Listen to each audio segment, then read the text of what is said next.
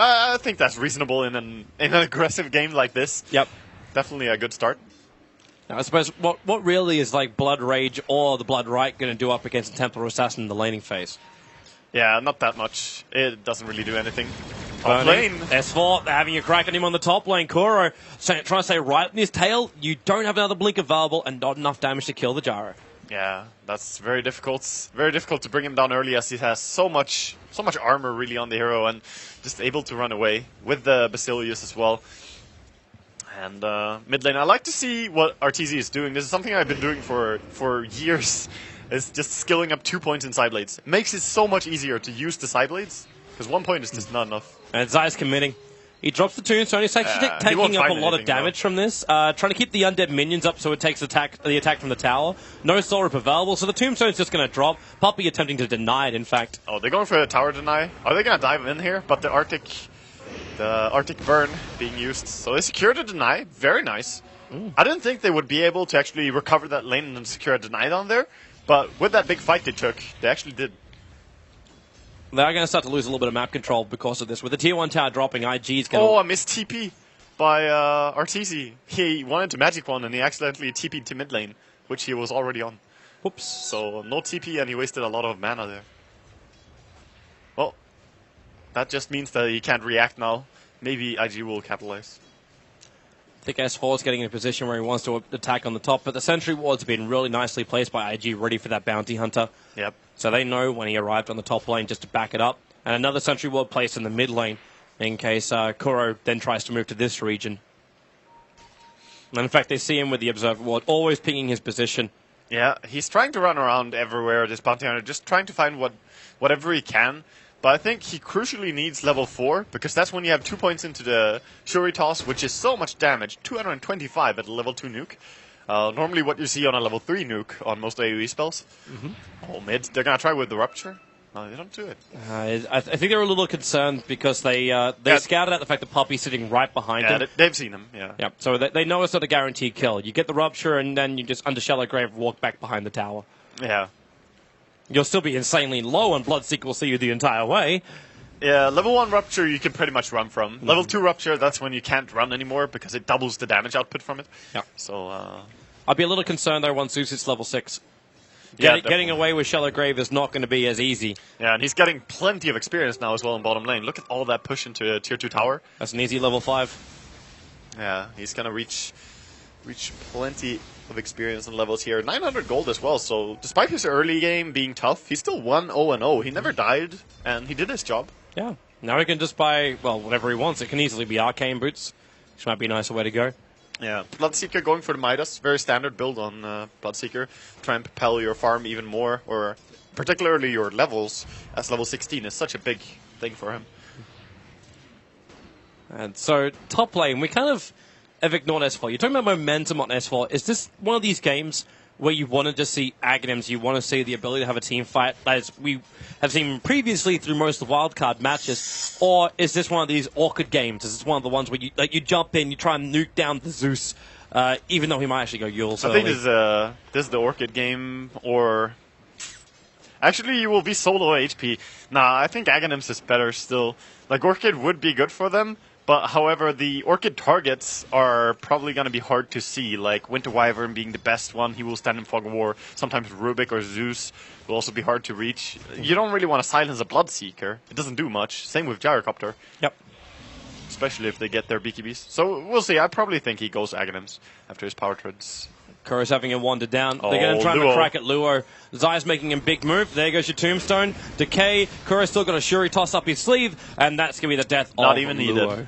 Yeah, so he preserves his mana there, very nice. Not wasting the 120 and able to get a good kill there. And very close to level 4 now. He's going to run up in the jungle. Ferrari's actually going to get himself... This almost looks like a 9-minute Midas if he doesn't... Yeah, which is very fast from a mid lane. Considering the fact that you're going for power treads first and poor man's shield, quelling blades, and, you know, still getting a 9-minute Midas or so is extremely fast. Observers and sentries being dropped on the bottom rune point. Looks like Zai's had enough of pushing out the bottom lane, while the top lane, S4's adding some chip damage into that tier 1 tower. The man on the defense duty is burning. Yeah. I'm looking over to the side of Gyrocopter right now, because he's been playing the off lane. He has 32 CS. It's not too impressive, but look what they have done for him. They have been preparing the jungle. There are stacks on the big camp, so he can recover once again, despite the fact that he was not having a very safe lane. He has a mechanic to make a comeback. Mm-hmm. Surprisingly enough, I thought Lua was going to go for a bigger item, but he just went for Soul Ring after his death. Tombstone, that's a double decay over on Faith. Kuro trying to slow him down, and with a Shuri toss, he's going to be able to get it. The Blood Right, maybe Kuro, not so healthy. Undying will find the kill. Yeah. Bloodseeker finding the one back on Bounty Hunter almost directly after, however, and that's his Midas. Yeah, they trade 1 for 1, but the important part for Kuroki is that he actually died second, so he got experience for the death of Rubik, because that can be one of the things that set you back when you play Bounty Hunter, or when you draft a Bounty Hunter, rather. If he doesn't get level 6 quick enough, he can't really play his hero, because you want to run around, track, and just make sure that the enemy cannot group up and smoke gang, stuff like this. Mm-hmm. So, super crucial for him to die second instead of first. Oh, it's going to be a Midas TA? No, it's just Power Charge. I was wondering. RTZ used to run Midas TA way, like, all the time back in the days, but it's not good anymore. It must be a nice catch-up ability, but... No, it's just terrible. And we see Bounty Hunter sneaking down into enemy jungle here, Midas being used by Bloodseeker, and Kuroki, of course. There's no shared experience when you use a Midas, so didn't get anything from that. Poor man. Elsie's just sneaking around here trying to leech. It's a leech, and it's also trying to be an intimidation factor if they can do it onto Chuan, who's trying to find his level 6 on this bottom lane against the Undying. A bit of a dangerous lane to be in, but Zai just needs that little bit of extra protection as well. 200 gold away from having the full mech. And then Secret's teamfights can be nice, even to a point where we have to remember they are dire side with a Templar Assassin. So they could try and take Roshan and still be ready to take a teamfight against IG. I mean, he's going to take Ancients now. So they're going to go for that first. He has 3 points into the side blades. Never really tried for going that, but that makes it very easy to kill off these Ancients as you just pull them out on the line. So with this is so much gold going his way. He could go into the early Blink, which we have seen previously in the tournament. Is it worth going Deso in this game, however? Or do you feel like you need more life? I think going Deso first before Blink is definitely justifiable. But especially if you get like an Aegis behind it, because then you get like the double negative armor. It's also the fact that when you go Deso first, you can go and take the Aegis easier, whereas if you go Blink Dagger, you delay that kind of power. Top tier 1 tower, the Bloodseeker's going to come to defend it. Deniable. Catapult's brought it within deny range, and it's up to S4 if he really wants to try and have a crack at this. It's at 44. It's 2 hits. And with the new creep wave coming in, there's one dose for the Blood Right. S4 gets it and blinks away to safety. Wow. I also thought he had that deny on Ferrari, but he actually missed it, and S4 claims it. That's a very big deal as well, getting a last hit on the tower as opposed to it being denied. TC spending his money. It's a Mithril Hammer. Yep. The mech is also now fully completed. At the same time, I'm also seeing Puppy walking around with a chainmail. So we're starting up the medallion for Dazzle. They definitely have a game plan. Like everything is prepared in detail. That it's gonna play out like this. We're gonna get the Ancients, farm that. You're gonna make an early Desolator, then we go Roshan. Like they have a script that they're following, just the same as the director's team. Mm-hmm. Yeah, they know what they're up to. Right now, like IG's team is looking fantastic where they can chase out Zai. They need the extra damage. Lightning Bolt's going to do it, and that gives them the vision for the Rupture. Zai, a straight TP out, but you've got Chuan right behind him. That'll provide the cold embrace, which will cancel the TP. Very nice. He still bought the mech before death. The Winter's Curse, Toby. The Winter's Curse, Cold embrace is a friendly spell. It would never kill you.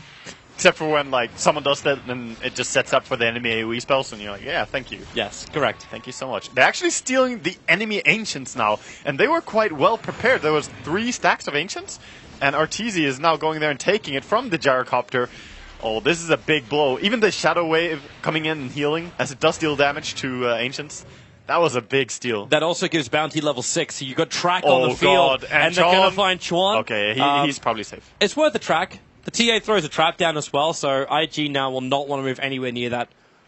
Yeah. But they have to understand their Ancients are gone. They have good heroes for vision, honestly. Both teams. I mean, there's the Zeus ulti, there's the Bloodseeker, and on the side of Secret, of course, track and TA traps. Both teams know that, seeing your opponent is half the battle, knowing where they are. Tier 1 tower now. Time to attack it. It's the last Tier 1 tower remaining for IG. Secret have just systematically taken out these front buildings of IG. They have, and they don't have any any real reason to stop. The Tombstone is down. Level 4 Tombstone. As the minions, which are just pushing Luo back, they've tracked him up too. So they got perfect vision. Denial of the tower did come out from burning.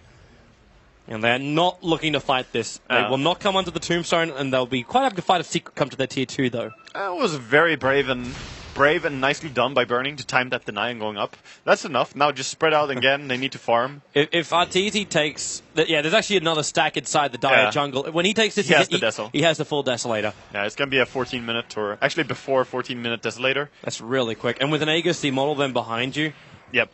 This is really scary for IG. Like, they may have a wonderful combo, but he's getting big. Yeah. Does he have the medallion as well prepared? He almost has it. So he is going to buy it up now, I believe. Yeah. He is 115 gold away. He'll get that from the top lane, puppy. Yep. And then it's Roche time. And look where IG's moving. They're trying to predict it. Like, there's an invis room, but funnily enough, you're tracked Ferrari, so that's not going to help you at all. In fact, they sentry ward out the Observer, but they're actually trapped on both sides. Like, Zai and S4 are on the Radiant side of the jungle. They throw the Tombstone down, start with a decay into the ulti, and Faith actually stealing the decay, but that's not going to help with the Sonic Wave from S4. Perfect positioning. They're getting track kills. Ferrari will try and TP out of here. Will he be in time? He gets back to base, and he will survive. Just barely. But you lost 3 heroes for IG after Secret just picked up the Desolator, now taking Roshan. I mean, that was just Secret walking in with, what? Basically just Queen and Undying, like the two of them made short work of 4 heroes pretty much, as Bloodseeker just TP'd out. I know there was like the track played a big part in it and the Dazzle was there, but still, that was just the Tombstone and the Queen playing perfectly. Wow.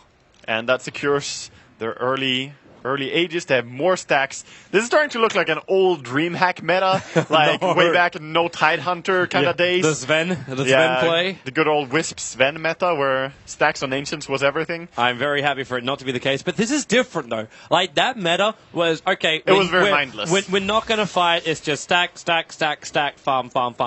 Where in this case, it's we push, we move, we farm as we go. It's not we prepare and this is our life. It's you know what, we're in the neighborhood and we just capitalize on the situation. Yeah, this is starting to look really grim for IG because they're not taking control over this game. There's 4 and 6 kills, which is not very much, but the fact is, stolen Ancients and just the way that Secret are outmaneuvering them with the help of the track, it's looking tough for IG. It is. They need to get some footing somewhere. Yeah, but they can't do too much when you go Midas on Bloodseeker. Like, you need to wait for the first item. There's smoke moving. Yeah. They're actually smoke moving to try and... Are they trying to catch, like, Secret of the Ancients? They were hoping that, you know... Oh, they're warding the Ancients. They're moving in force and warding up the Ancients to try and stop that kind of farm. I hate to tell them, though, but that's not going to stop Secret. Well, it's at least something, because the Ancients have been used very, very frequently, especially considering the fact that Secret does not have a Helmet Dominator. They've just been stacking with their supports relentlessly, all the time. Every time they got a chance with Puppy, he has been stacking something. And once again, they're going to farm up the Ancients, but this is going to be no respawn after it.